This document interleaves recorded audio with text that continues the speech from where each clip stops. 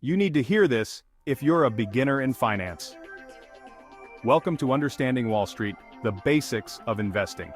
Today, I'm diving into the heart of the financial world and breaking it down for you. So, let's get started. First off, what is Wall Street?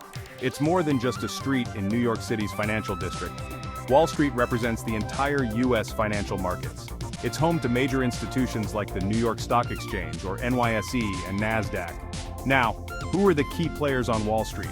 We've got investment banks like Goldman Sachs and Morgan Stanley. They help with buying and selling securities, IPOs, and mergers. Then there are hedge funds, which pool money to make big trades with aggressive strategies. You've got brokerage firms like Charles Schwab, making it easy for individual investors to trade. And don't forget the regulatory bodies like the SEC and the Federal Reserve, keeping everything in check. Stocks, also called equities, are shares of ownership in a company. When you buy stocks, you're hoping their value goes up. Bonds are loans to corporations or governments. They're safer, but usually offer lower returns. Commodities include physical goods like gold and oil, traded in financial markets. And derivatives are contracts based on the value of other assets like options and futures. How does the stock market work? Investors place buy or sell orders through brokers.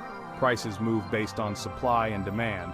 High demand pushes prices up, while low demand brings them down. Market indexes like the S&P 500 track the performance of groups of stocks. There are different types of investors. Retail investors are everyday people investing in stocks or bonds. Institutional investors include pension funds and insurance companies. Day traders buy and sell within the same day to capitalize on short-term changes. Long-term investors hold on to their investments for years, seeking growth. Let's touch on key financial instruments. An IPO, or initial public offering, is when a company first sells shares to the public. ETFs, or exchange-traded funds, track indexes or sectors and trade like stocks. Mutual funds pool money to buy a diversified portfolio of assets. A bull market is a period of rising prices and optimism. A bear market is a period of falling prices and pessimism. Value investing looks for undervalued stocks with strong fundamentals. Growth investing targets companies expected to grow rapidly. Index investing involves funds that track major indexes. Dividend investing focuses on stocks that pay regular dividends, providing passive income. But remember, investing carries risks. Market risk is the chance of losing value due to downturns.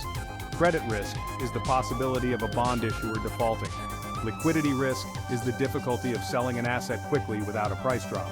Finally, the role of analysts and research. Buy-side analysts advise investment firms on what to buy. Sell-side analysts work for brokerage firms giving recommendations to clients. So, that's your quick guide to Wall Street.